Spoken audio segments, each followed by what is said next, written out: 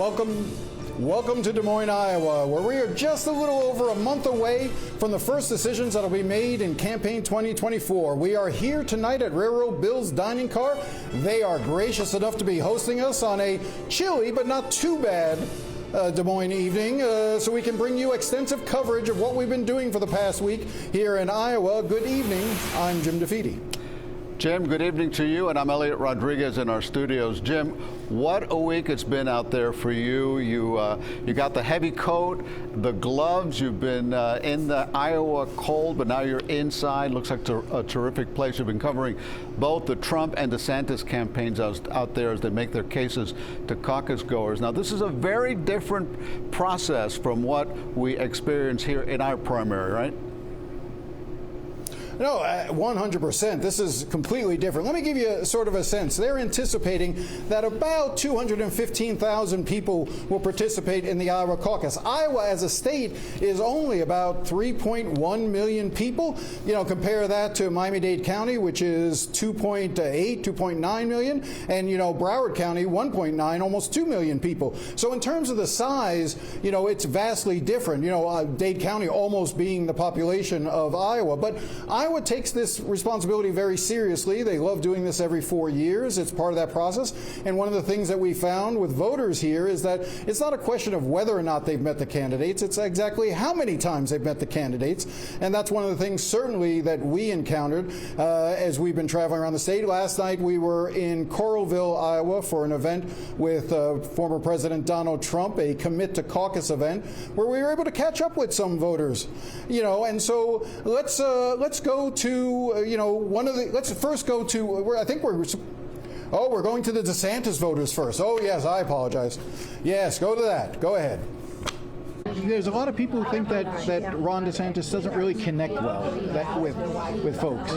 Well, I keep track of what's going on in Florida because we owned a place down there for years, and I think he's done a wonderful job in Florida. I haven't seen him do anything that I have disliked down there. Why isn't that translated into better numbers for him here? Because he's against Trump. That's it. If Trump wasn't there, DeSantis would be ahead of everybody. He is hard to beat, Donald Trump. Yes. You think he's going to be the nominee? Yes, I think he's going to be the nominee. It doesn't matter. You just can't. When you've got him and then all these other ones, little by little by little, they're taking away from DeSantis, for instance. Okay. Yeah. When are you going to decide? Or have you decided and just don't want to tell anyone? Yeah, I'm not. But or are you still undecided at this point? I'm going to be caucusing for DeSantis. You are going to be caucusing for DeSantis? Yes, I am. Did you just make the decision as we were sitting here? No, I just haven't told people where I am yet. All right. Well, people in Florida will now know. Yes, they will. My friends down there will know. I mean, there's been a lot of talk now about how what type of president Donald Trump would be if he came back. Does that concern you at all? Well, all I know is I'm 86 years old, and I don't think we ever had a better economy than we had under Trump. And I told people, I don't want him for my best friend, but I wanted him for my president at that time. Mm-hmm. He did a good job for us. Right now, I'm worried that we're going to end up in a war, the way things are going. I didn't have that concern then. The economy was better. Gas was cheaper. We had gas, too. Don't have to worry about EVs and all of that stuff that I don't like. Well, if Donald Trump did such a great job for the economy when he was president, why not caucus for him this time? Because I'm afraid that he probably would not get elected. I think DeSantis might have a better chance. I got to tell you, Eliott, you know, this was my favorite interview of the entire trip. Was this woman, you know, in case you didn't pick up on that, you know, at home, when she's talking about how she doesn't really like the EVs so much, she's talking about electric vehicles. This is Iowa, where corn and ethanol reign supreme, and so all politics is local. And so I just thought that was fascinating. And let me just tell you a little bit more about that encounter. We ran into that woman with a table full of of women from Iowa State University, all alumni. I think the average age of those women, there was a good 20 of them there for that luncheon, must have been about 70 years old. And Casey DeSantis had an event just next door, and there was probably about 12 people at that event. So there were more people at the Iowa State, University event than was at the Casey DeSantis event. And Casey realized it, came over and glad-handed with all the women, spent some time with them, and I think she locked down that woman's vote. Well, Jim, I want to ask you because, first of all, I love the interview with the lady. She looks fantastic for 86 years old. I don't know what they're doing there in Iowa, but good for her. She set up some interesting things. How much she loves Donald Trump, but she's going to caucus for Ron DeSantis. And what I'm wondering is, DeSantis is trying to convince Iowans that he is the alternative to Trump, that he is going to do the good things that Trump did without the drama. Have you run into people there who are buying that?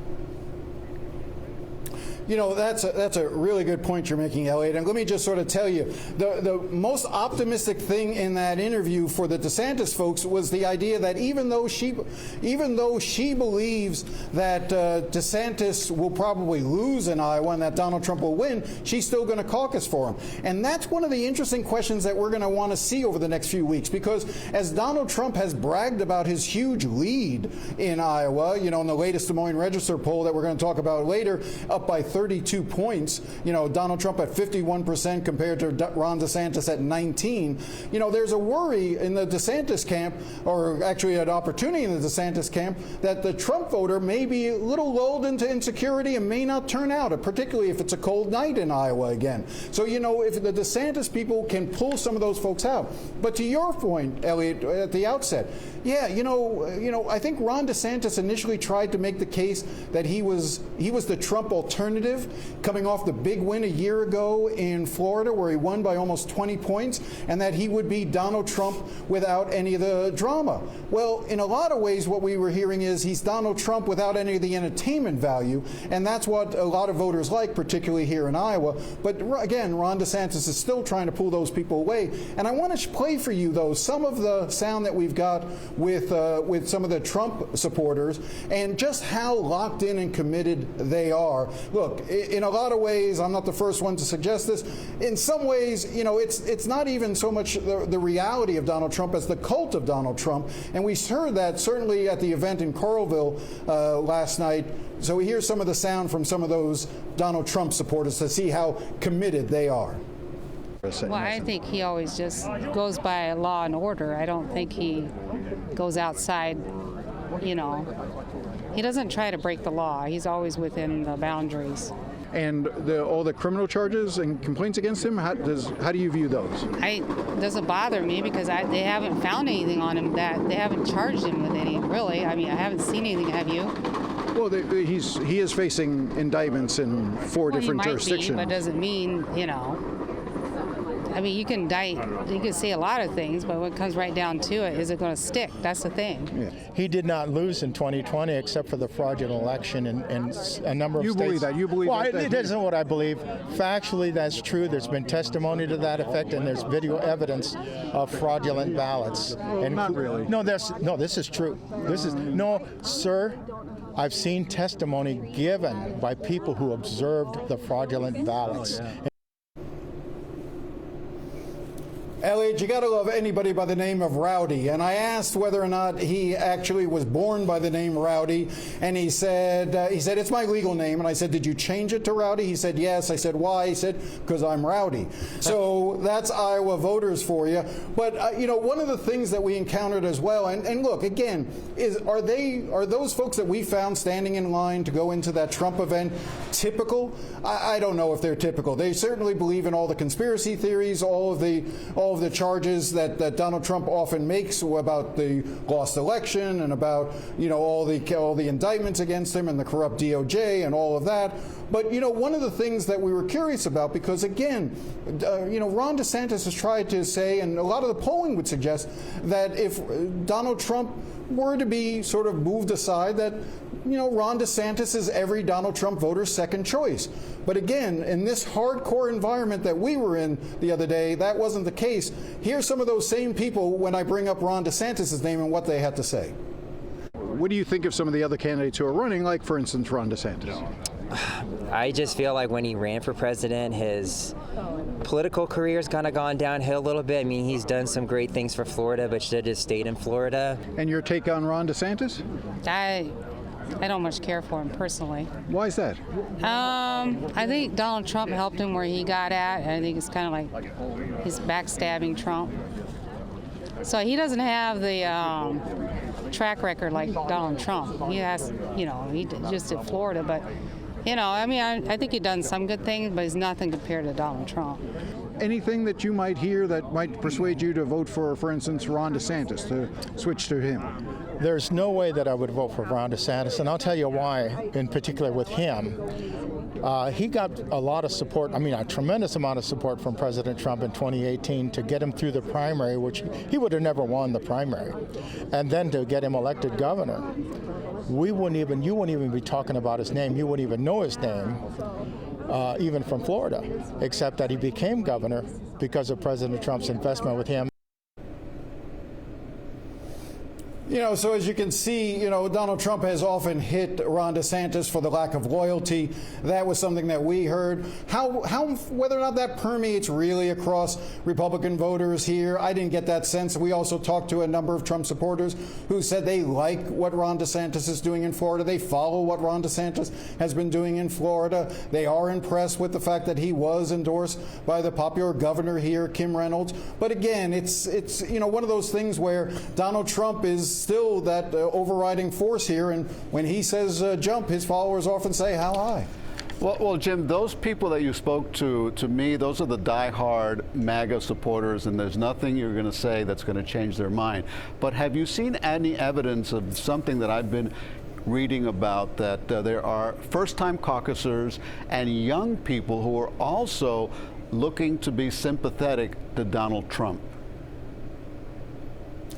No, that is absolutely the case. If you look at the Des Moines Register poll, one of the things they found was a very large number of people who are saying that they are going to caucus for Donald Trump who are first-time caucus goers. Now, I will tell you that the DeSantis folks view that with some suspicion, because they say anyone who claims to be a first-time caucus goer, until you actually caucus, until you prove that you're willing to go out, then you don't know how reliable they are. And so I think they're counting on some of those first-time caucus goers not to show up, even though they may have said so in the poll. And that goes back to the whole issue that we've been talking about and we'll continue to talk about tonight, which is getting people out on caucus night. That is what all of Iowa is geared towards. And one of the things we found was that Ron DeSantis has a very aggressive, full-throated campaign to do that here.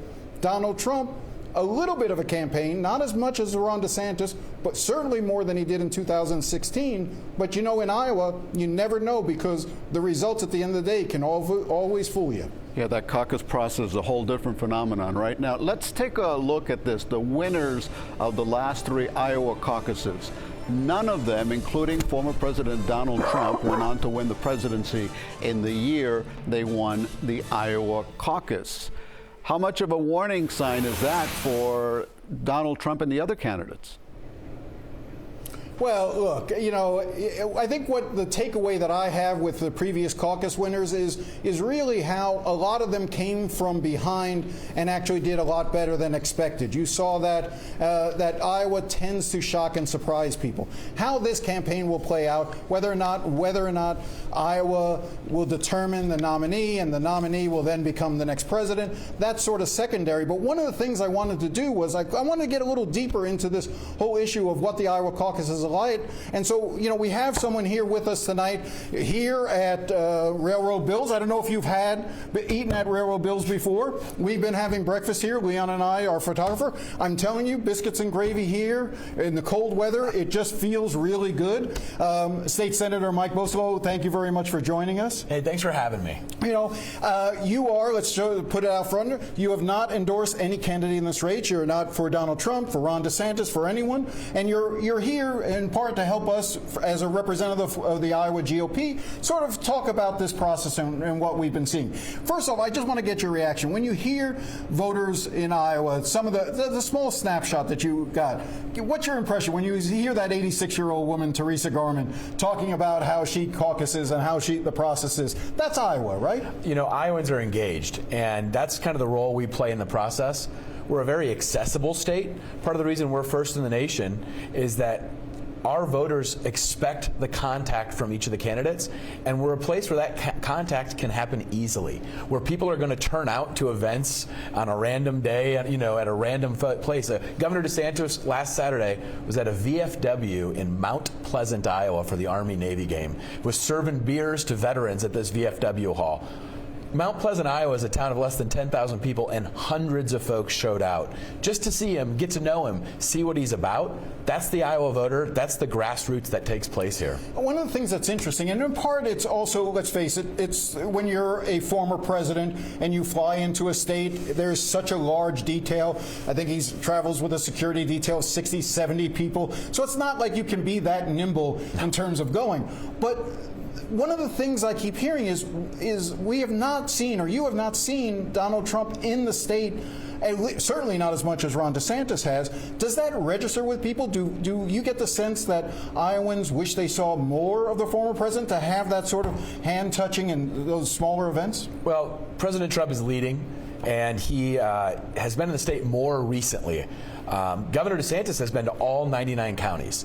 And if you look at that list that you showed of the past Iowa winners, one thing they had in common, 2020 being a little bit of an odd year, but the other years, they all went to all 99 counties. And in fact, the leader of those campaigns, Cruz and Santorum, that's the leader of the DeSantis campaign and the DeSantis operation. Jeff Rowe. And David Polyansky. Right. So there's some folks who know how to connect with the grassroots in Iowa. But I can say this.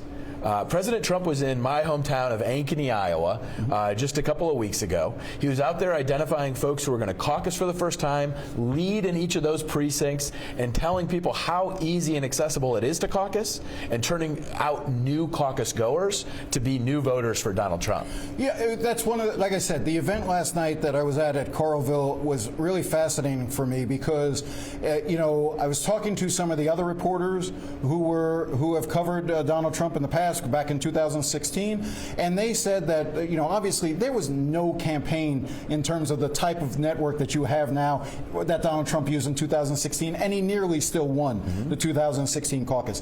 This time they're trying to do a more high-tech version.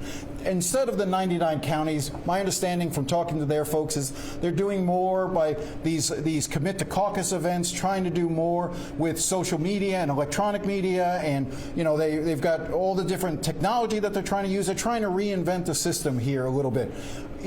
How does that end up playing out, do you see, in terms of how do you get somebody from their home? Let's say it's snowing out, let's say it's 14 degrees outside.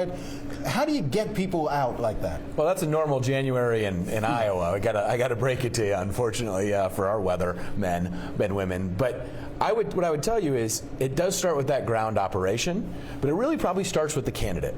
You need a candidate that inspires people, that people are excited about supporting, and almost excited about telling their neighbors and their friends and the other people at that precinct that they're going to support this candidate. And what I think you're going to see is some success from Governor DeSantis, because he has the most robust ground operation in our state. There's no denying that. He's been to all 99 counties already. He is doing the work, and hard work pays off in Iowa.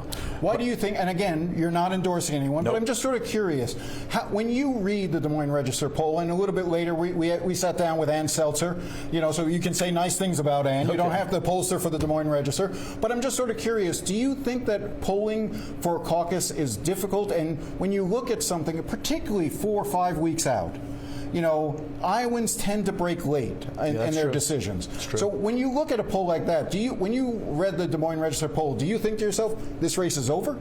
Listen, it's directionally correct, but Iowans do break late. You know, I think you talk to some people who say, hey, if I had to be polled today, I'd be for one candidate, but you never know after January 1st. That's the nature of Iowans, because we're very plugged in, but we're also going to keep working the race.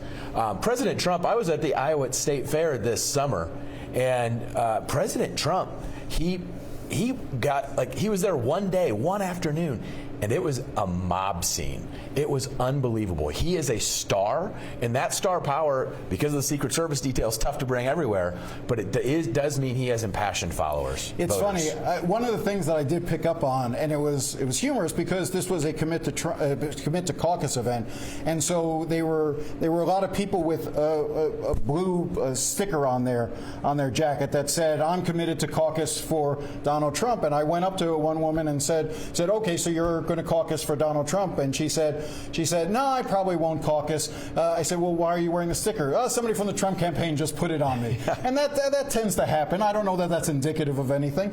But again, you know, the ground operation is what's so important here in Iowa. I had somebody sort of suggest to me that you sort of see this in three buckets in terms of this campaign: the forever Trump, the Trump curious, and the never Trump. Is that the way? Now, whether or not it's a third, or 40%, 20% that, but is that sort of the pendulum that you see here in Iowa? You know, how that breaks down is, it'll be interesting to see how it shakes out. There is certainly a devout group of Trump supporters that support the president and believe that our country was safer, more prosperous, and the world more peaceful when he was president. You also have a group of folks who believe the dead opposite. And to your point, there's this folks in the middle. Now, what I think is interesting is Governor DeSantis, and you heard this from some of the video clips you had earlier, some of those folks, that's where there's overlap. Those Trump supporters, they didn't attack the policy positions of Governor DeSantis. They kind of said, well, he didn't wait his turn, and we wanted President Trump one more time and then Governor DeSantis. There's a little bit of that going on in our state where there's that crossover appeal. And then you have Ambassador Haley, who is certainly in her own lane and got a huge endorsement from Americans for Prosperity, who have their own ground operation. I think the problem that Ron DeSantis has encountered is that he was really hoping that his path was to say, I'm Donald Trump again without the baggage, and I can beat Joe Biden, whereas Donald Trump in the head-to-head polls won't be able to. And then the polling shows that Donald Trump does just as well, maybe even a little better against Joe Biden than Ron DeSantis, and it cut the legs out for him. And that's the difficulty, that's the hill that he's got to try to overcome here. On the campaign trail last summer, when I was campaigning for my state Senate race, what I heard from voters about the presidential race already on our minds was, we need someone who can win. Well, I'll tell you what, the polls we've seen lately show that Americans believe that President Trump and the country and policies that he had when he led can beat Joe Biden. All right. I didn't even get a chance to ask you about what you think of EV. But never mind. I support biofuels. I'm going to toe the party line. Okay. Thank you very much, State Senator. I really appreciate your coming in.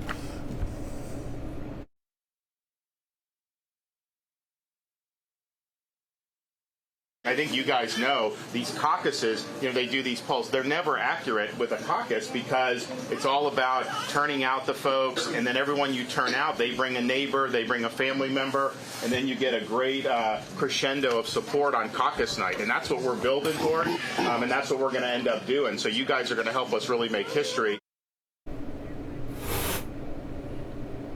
Jim, I would be worried to tell people out there that I drive an electric vehicle, and I have to say, listening to your interview, I can't believe that, I'm amazed that Iowa has 99 counties. Florida, which is a much bigger state, we only have 67. I thought that was a lot. What do they attribute this feeling that Donald Trump, it's not a problem that he's facing all these potential felony convictions and he's going to be wrapped up in court cases next year? I know the MAGA folks, they told you they're not worried about it.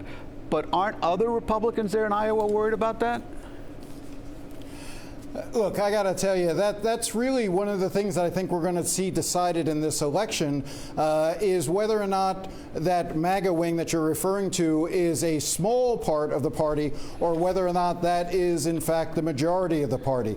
I can tell you that everywhere I went, what I heard overwhelmingly was that you know, they don't believe the indictments. Even if you don't support Donald Trump, you know, they didn't believe the indictments are just or fair, that it is the criminalization of the DOJ. All of those things that Donald Trump has very effectively, and his surrogates have argued, have made their way into the bloodstream here, and it is very much front of mind, even among DeSantis supporters. Now, they will argue that the reason why they support Ron DeSantis isn't because Donald Trump is unelectable because of the criminal charges against him.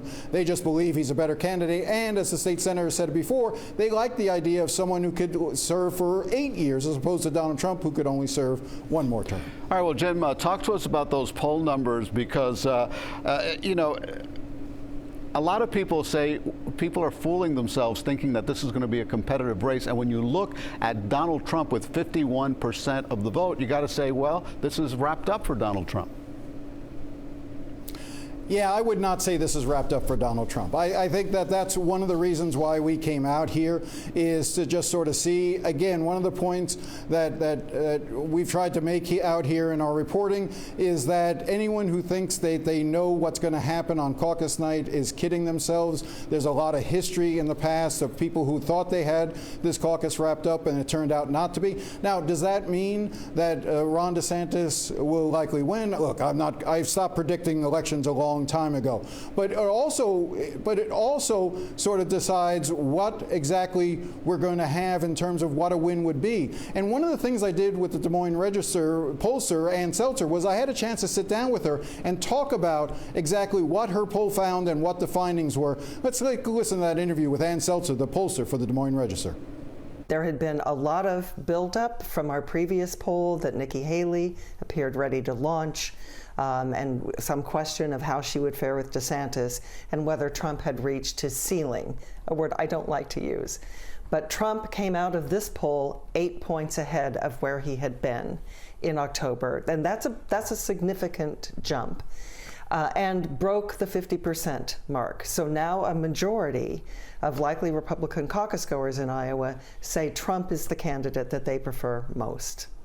And you didn't see that big jump for Nikki Haley, given all the press that she had. She pretty much stayed flat in that poll, correct? She stayed flat indeed, and added to that, so not only do we see no momentum there, the enthusiasm seemed to be flagging.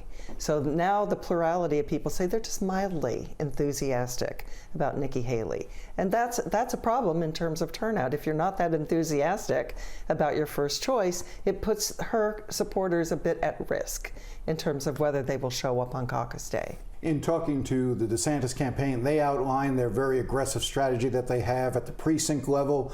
You know, they're talking that they have a ground operation that isn't just, you know, knocking on doors, although they say that by the time the caucus happens, they'll probably knock on over 1 million doors. They're talking about the precinct captain campaign that they have and all of that, and that isn't being reflected in the polls, and that at the end of the day, it's who turns out, and they're confident in their turnout machine. Well, they're absolutely right. 1 million doors would be a lot of doors to knock on. Are you skeptical? I'm curious about how much manpower that takes and what they count as a door knock. Does that mean a contact? Because with the electronic world, the digital world, easier to contact than it is to physically knock on that door. So I'm going to be watching to see. I'm curious if, as you began into this cycle, it seemed that Ron DeSantis was set up well for Iowa, given his, you know, the culture war issues that he fought, the right to life issues that he dealt with. Those issues play well. The perception has been that they play well in Iowa because of the evangelical community, and so that even trying to move to the right of Donald Trump was a strategy designed entirely for Iowa, not so much for New Hampshire or any other state. Are you surprised it hasn't done better? Well, it would seem that the strategy was to align very closely with Governor Kim Reynolds. And as to who influenced who on that, there's clearly a strong alignment.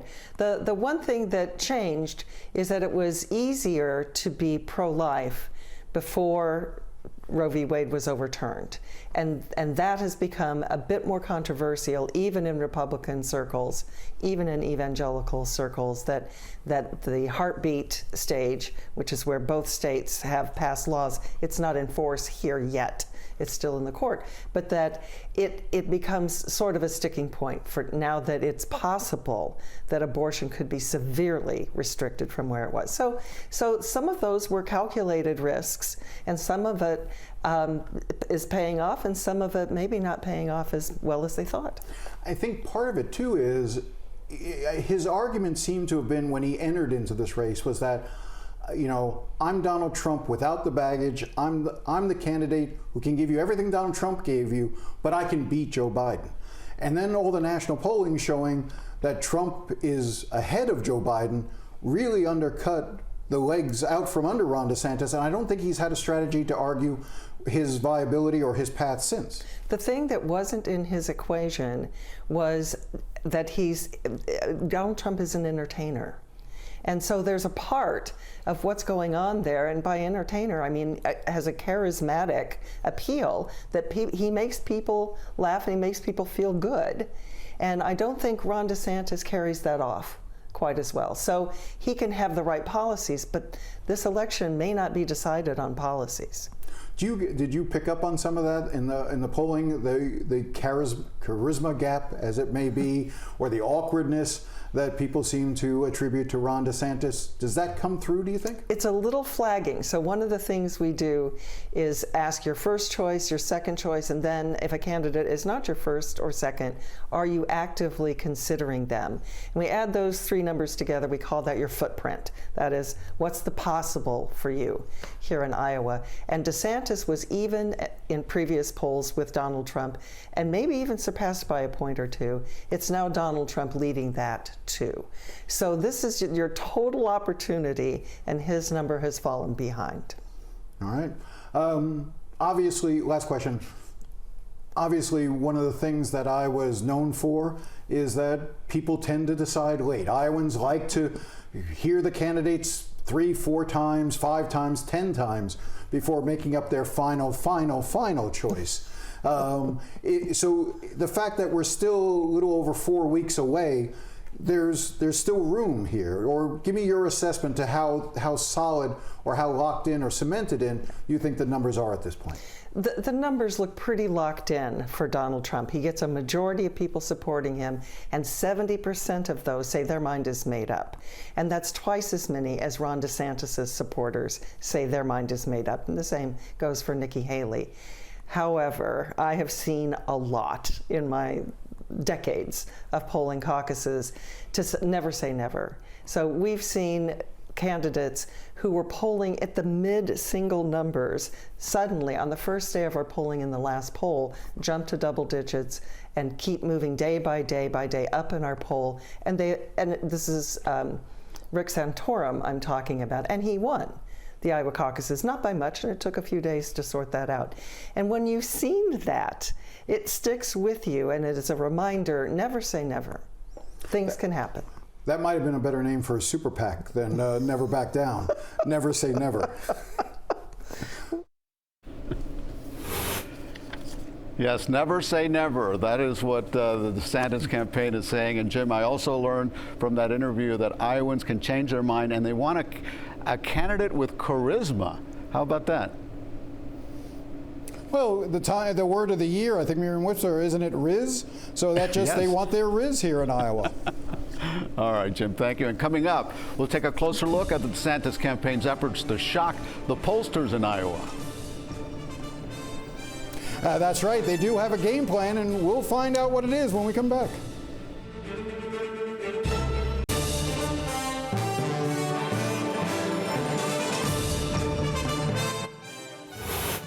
DeSantis, do you have a second for Miami? Oh, we're having a great time making the case to Iowans. It's good to see you up here. Thanks, Jim. We'll see you next one. All right, that was Tuesday when our Jim DeFede, in his heavy coat and his gloves, attended events where Florida First Lady Casey DeSantis made the case for her husband about a month from next month's Iowa caucus. And shortly after that, Casey DeSantis, Jim, made some controversial comments urging people from outside of Iowa to travel there to caucus, and that has not gone over very well, has it? No, it's been a problem. The Iowa GOP had to issue a statement essentially trying to clean up that mess and say that you obviously have to be a resident of Iowa. Casey and Ron DeSantis have in turn tried to, well, sort of finagle a little bit what exactly she meant. She was saying participate not by actually voting, but by coming and knocking on doors and volunteering. You know, never back down, never admit that you were wrong, never do anything like that. So we've seen it in Florida. And that's certainly the case. But let me just make a point about Casey DeSantis, because I think it's an important one to make. She is far and away the most effective weapon that he has here in Iowa, that the crowds love her, that she brings an energy to the campaign that Ron DeSantis himself is sometimes lacking. Oftentimes you will see where Casey DeSantis will actually play the role of host or moderator and will interview her husband. Of course, I do think it's a little weird sometimes when she refers to her husband as the governor. I don't know that that's a title that you would usually say for a spouse, but okay. But nevertheless, Casey DeSantis has been a very effective campaigner here throughout the state.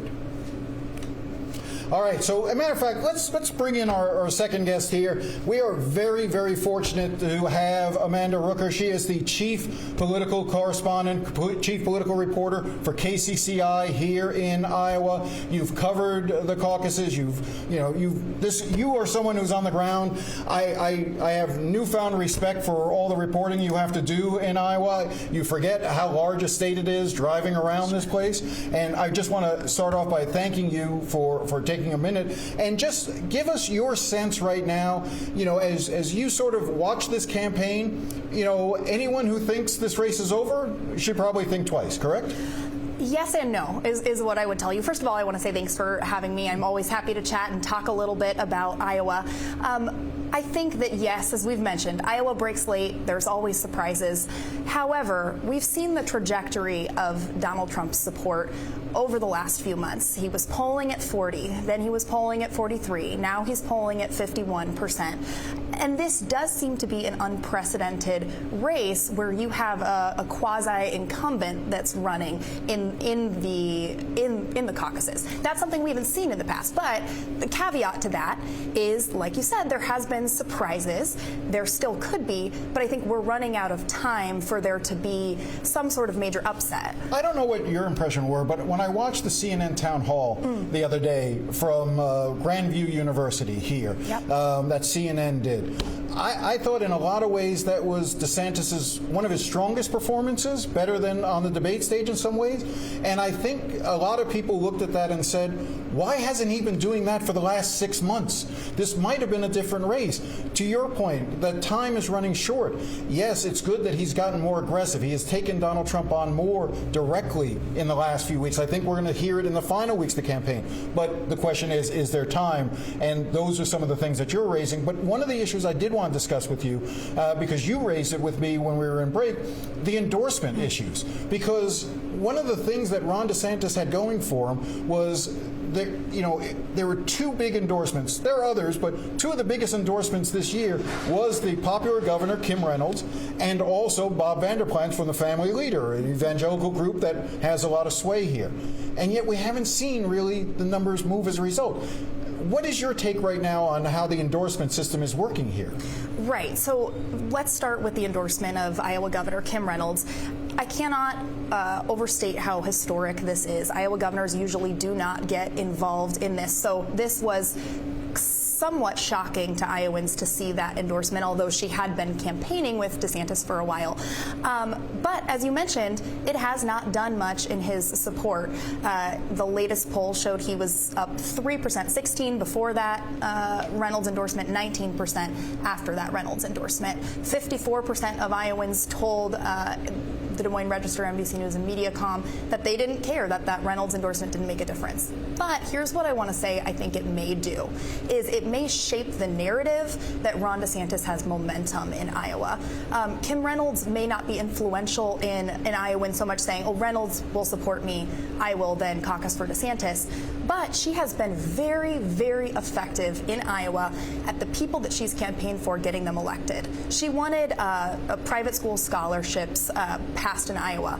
She didn't get it done the first legislative session, so she went out. She actively campaigned and got involved in Republican primaries, got Republicans that didn't support her plan out, and got her Republicans that she wanted that supported her plan elected. Then after that, she supported a Republican candidate for Attorney General. There had been an incumbent that was the longest-serving Attorney General in United States history that was a Democrat.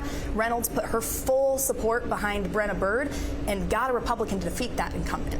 So we've seen a track record with Governor Reynolds. Is it just her name, or does she actually have a machine that also can help deliver on the precinct level? Well, I would say in Iowa, as we've talked about, or as you've talked about, I mean, this is a all grassroots effort. You need someone that has a massive network, that knows the people to call, knows the places to be. There is no one better, I would say, than Governor Kim Reynolds. You know, this brings us into, again, this idea of the grassroots effort, the grassroots campaign. Earlier today, I had a chance to talk to the director of Caucus training for the Never Back Down, the group, the super PAC that's backing Ron DeSantis, Russell Saffel. It's about 2.5 minutes. Let's play that sound and get your reaction on the other end. Let's go ahead. I personally don't care what the polls say. I can tell you right now that our ground game is tenfold better than Trump's or Haley's or anybody else's out there. What is it about your ground game that you think sets you apart? So I have been in this game since, I'd say for decades. I've been in the political world for decades, and I have never seen a more organized or energized organization leading this charge to elect a candidate. I mean, it is the most functional operation I have seen in all of my years. We've got hundreds of volunteers across the state. We've got people, we've got offices all over the state. We've hit 2 million doors in... Well, not in Iowa. $2 million across the nation. Right. We've hit 750,000 doors in Iowa only, just in Iowa. To believe in a poll is crazy. If you're driving your campaign on a poll, you're going to lose. Well, in so much of what Iowa is about who is able to get their people out on a cold January night into a specific location. Oh, that's absolutely. Really what it's about, right? Yep. If whoever gets the most people there to vote for their candidate is going to win. And that's where you think that the folks you have on the ground, your precinct captains, all of that sort of thing, will be different. Our training, our modules that we train our precinct captains with, they're second to none. Now, 8 years ago, when Donald Trump, nearly won the Iowa caucus, he had no operation here. They do argue that they do have an operation this time around. What are you seeing? What do you see from the Trump side? I'm sure they do have an operation around. I know Trump likes to have these big events, and that's pretty much the only thing he shows up to. What I can tell you is that Ron DeSantis is out there beating the streets with the rest of us. He's hit all 99 counties in the state of Iowa. You supported Donald Trump in 16 and 20. I did. Why now Ron DeSantis? I'll be honest with you. I'm kind of sick of the political theater. It's become the Donald Trump show. And I'm sick of watching the Donald Trump show. And I want somebody that's going to actually step up and show true leadership, come in and bring morality and integrity back to the White House and get this country set back on track.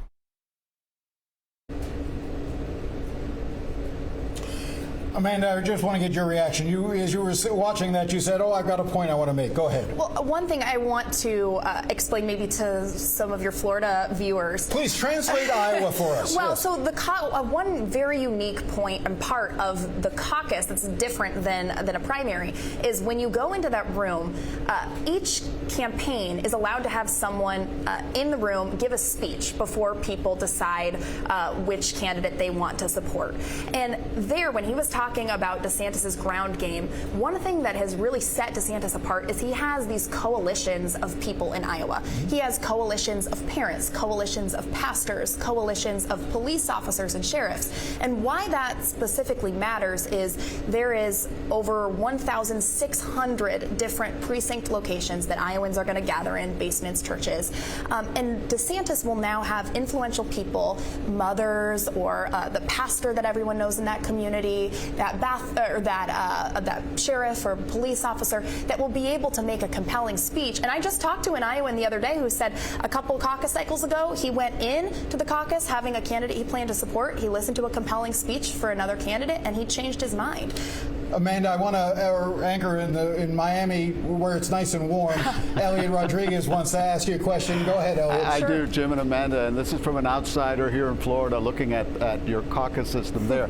Is there any way to gauge what you just described, how many times a voter will go and caucus for one candidate and then listen to what representatives of that candidate have to say and then change their mind and vote for another candidate? Is there any way to gauge that? What percentage of the time, do we have any idea, does that happen? It really is hard to quantify, right? Because you would have to do an entrance poll to ask, who are you planning to support, and when they leave, who did they actually support? I'm sure there may be some data on that, but I'm not aware of. But I will say I talked to some strategists in Iowa in the Trump world who said they do have a concern that DeSantis's operation and goal is to make sure they have a influential member in every Iowa community, in every precinct, but it's hard to quantify how much that strategy could pay off when you're not sure how many people would be willing to be won over. I had a chance, I was talking this past weekend with a senior advisor, a senior person on the Trump team who said, because I asked him, I said, why do you keep, if you're so far ahead of Ron DeSantis, why do you keep hitting him? Why do you keep hitting him? And this person acknowledged to me, they said, because we're not worried about Nikki Haley. Nikki Haley has no operation in Iowa. Ron DeSantis has a good operation in Iowa. The fact that the Trump folks are willing to acknowledge that, I actually thought spoke volumes about where things were. Yeah, and I think as well, another thing that makes Iowa important is expectations. This is the first time that the country is going to be able to see how much staying power does Donald Trump really have. So if everyone expects him to win and win big, and he doesn't put a lot of effort coming into Iowa, and somehow DeSantis beats expectations and comes really close to Donald Trump. What do you think that is, by the way? What is beating expectations at this point? I'll tell you. Sure. I'll tell you, because it's what's funny is he's up 32 points now, right. And I think in some ways the Trump campaign has set themselves up in a very bad position because if you're bragging about your 32-point lead and then you only win by 12. Does that seem to be momentum on that? Now, the senior Trump folks I talk to say win is a win is a win. That's all they care about. Sure. And their site, the number that they're focused on is 12. The largest victory ever in Iowa in a caucus is by 12 points. They want it to be at least more than that so they can say they have the largest victory in Iowa history.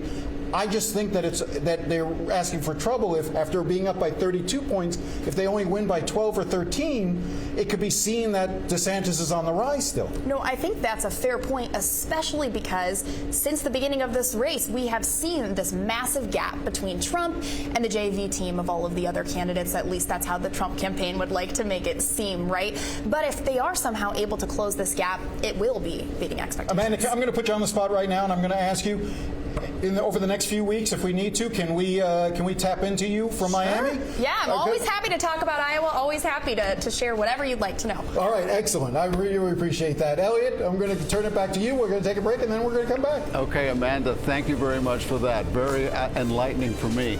Up next, winning over evangelical voters is key to winning Iowa. See what's winning one of them over when we come back. Don't go away.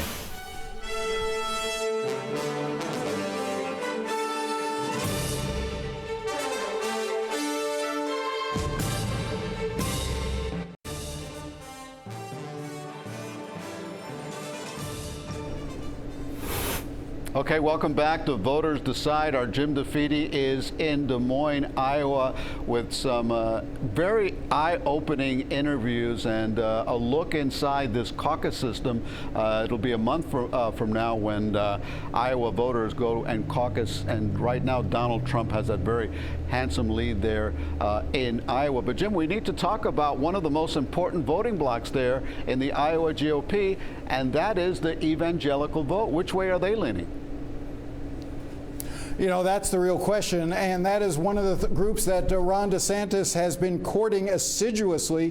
He got the endorsement of Bob Vanderplaats, one of the leading evangelical spokespeople, leaders out here in Iowa. And I had a chance recently to sit down with State Representative John Dunwell, a pastor in an evangelical church here in Iowa, and he's supporting Ron DeSantis, and I think the interview I did with him will illuminate you a little bit more about that.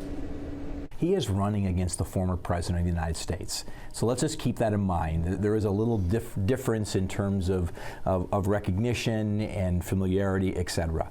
But what I will tell you, when you're on the ground, Ron DeSantis, 99 county tour, Jasper County, my county, was the last county he came to. I brought friends there who were in support of Donald Trump. And once they heard his message, once they heard his story, once they heard him answering questions, they flipped from being President Trump supporters to being DeSantis supporters. It's just a matter of getting out there, getting your message out there, having people hear it and understand it. The second part of that is, I think you have to realize a lot of Americans are frustrated. I mean, they're frustrated with what's going on in the Biden administration with a destructive agenda, and so they're looking for a disruptor. And so Donald Trump naturally fills that role of being a disruptor. He's going to shake things up. The difference is, Governor DeSantis has that same ability to can say we're not going to do status quo, but he also brings performance behind it. He brings a vision and a strategy, not just to say this is a problem, we need to fix it. Not just to stand and say, you know, I'm going to get me elected and tomorrow I'm going to build the wall and have Mexico pay for it. He's a guy who says, not only am I going to say that statement, but I'm going to show you how I'm going to realistically get it done so that I can accomplish it. And that's where I think people just have to realize Governor DeSantis is a performer. He gets things done. You're an evangelical pastor. I am. How important is the evangelical vote? And the tendency, from what I gather, and correct me if I'm wrong, is that the evangelical vote tends to break late in the process, that it tends to, you know, in the final maybe 2 or 3 weeks, in this period of time that we're in now, the last 4 weeks of the campaign. What do you think is going to happen over these next 4 weeks? Well, so first off, you're exactly right. The evangelical vote is extremely important. There are some polls that would say in some of our past caucuses, it could be as high as 62% of the voters were evangelical voters. So it's a significant portion. The evangelical vote is split right now. It's not all in one camp or the other. They are late deciders in the process. And so the reality is it's about Ron DeSantis getting out there, sharing his message. He's a phenomenal ground game, not just in the big metropolitan areas, but across rural Iowa. See, in Iowa, caucuses are not about big media events. They're not about big events. They're about getting a chance to hear and to see and to experience your candidate up close, just like you and I are experiencing.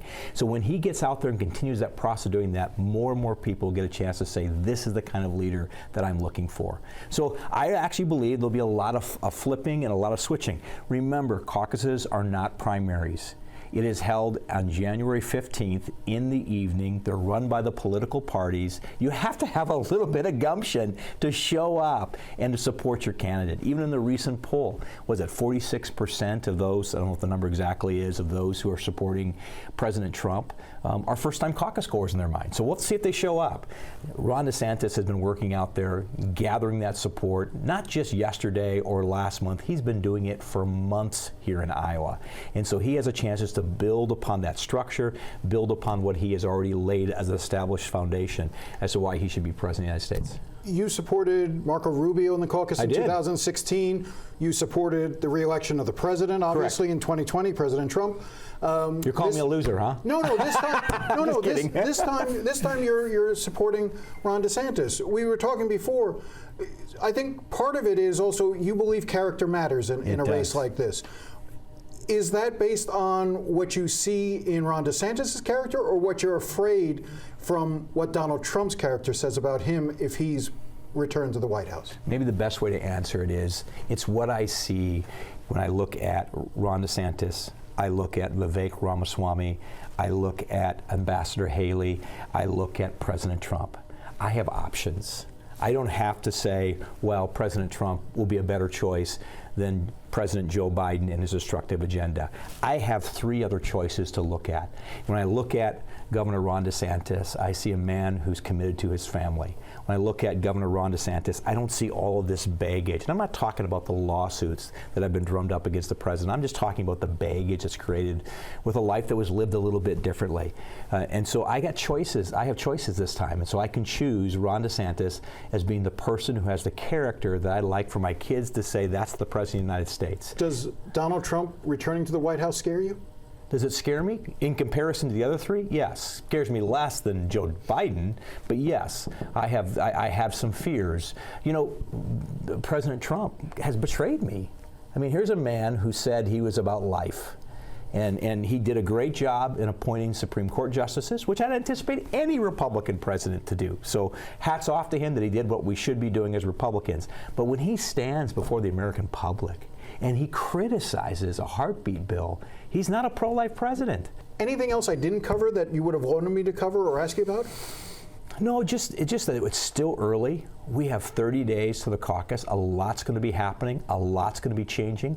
But we just have to give opportunity for the process to work. I am long ways from saying, it's already a decided deal. We've always been surprised by the polls. I think we'll be surprised by the polls again. And we're committed to bringing you the stories that matter to you as the presidential campaign truly gets going. Stay with us now and throughout 2024. For now, I'm Eliott Rodriguez, and for my colleague Jim DeFede in Des Moines, Iowa, have a good night.